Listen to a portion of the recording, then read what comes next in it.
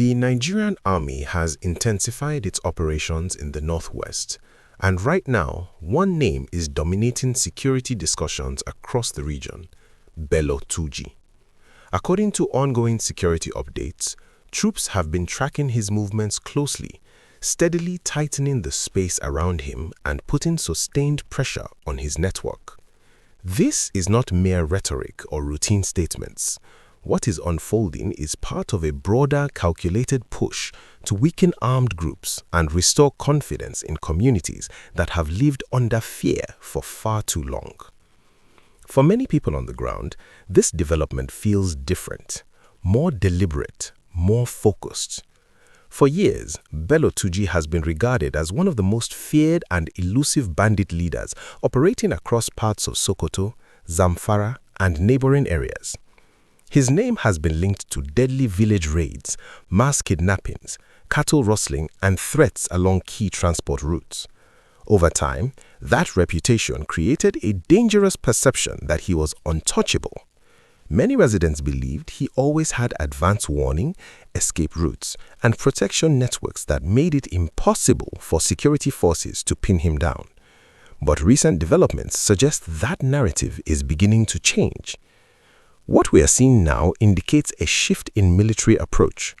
Rather than reacting only after attacks occur, the army appears to be taking the fight directly to these groups through improved intelligence gathering, tighter coordination, and sustained pressure.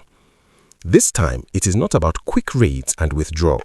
It is about persistence. When pressure is constant, even the most hardened groups begin to crack. As people say for street, when you no allow person rest, e go make mistake. One key reason this moment stands out is the method being used. Instead of loud troop movements that allow targets early, reports indicate the military is relying on discreet tracking, careful positioning, and surprise engagements. This strategy has reportedly forced Turji and his fighters to keep moving, making it difficult for them to settle, resupply, or plan attacks effectively. When a leader is constantly on the run, sleeping with one eye open, coordination breaks down. That is often how these operations reach a turning point.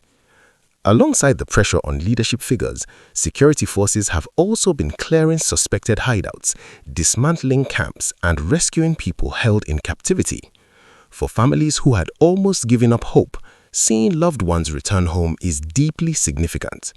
These rescues reinforce the message that the operation is not only about neutralizing criminals, but also about protecting civilians and restoring dignity to communities that have suffered quietly for years. The impact on local communities is already being felt in subtle but meaningful ways. For a long time, many villages in the northwest lived in constant fear. Farmers abandoned their fields, traders avoided markets, and schools shut down as insecurity became normalized.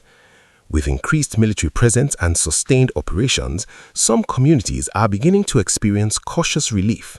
Life is not fully back to normal yet, but people are starting to breathe small.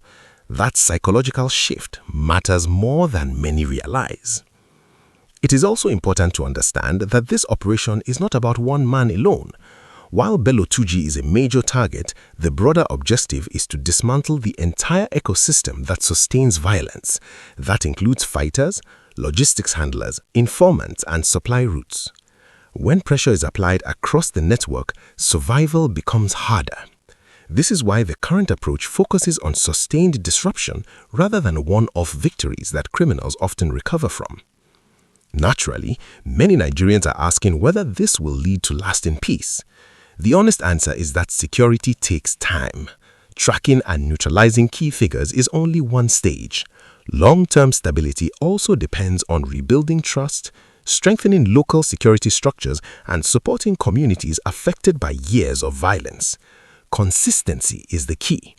If pressure is maintained and not relaxed too early, the space for criminal operations will continue to shrink. As operations continue, there may be attempts by these groups to spread fear, misinformation, or confusion. That is why authorities are urging the public to stay calm, avoid circulating unverified reports, and cooperate with security agencies when necessary. Responsible information sharing saves lives. Panic and rumors only help criminals regain control of the narrative. What can be said clearly at this point is that the Nigerian Army is actively engaged. The pressure on Bello Turji is real and the situation is evolving. This is a critical phase and the next steps will matter greatly. Nigerians are watching closely, especially those in affected regions who have waited years to see decisive action. When operations reach this stage, it usually means extensive planning has already taken place behind the scenes. Intelligence gathering doesn't happen overnight. It involves monitoring movement patterns, understanding terrain, identifying supply lines, and patiently mapping relationships. What we are seeing now is the result of weeks, possibly months of preparation. Another notable aspect is the improved coordination between ground troops and surveillance assets. When routes are monitored and hideouts observed over time, movement becomes dangerous for criminal groups. This pressure affects morale and disrupts planning. That is why residents in some areas have reported reduced bandit activity, even if complete calm has not yet returned. This development also sends a broader signal to other criminal groups. When a figure long seen as untouchable comes under sustained pressure, it sends a message that no one is permanently beyond reach. For citizens, it offers reassurance that the state is not absent. For would-be criminals, it serves as a warning that violence is not a safe or sustainable path. Community cooperation remains a crucial part of this process. Many successful operations depend on timely and accurate local information. When people trust that their reports will be handled responsibly, criminals find it harder to blend in or regroup.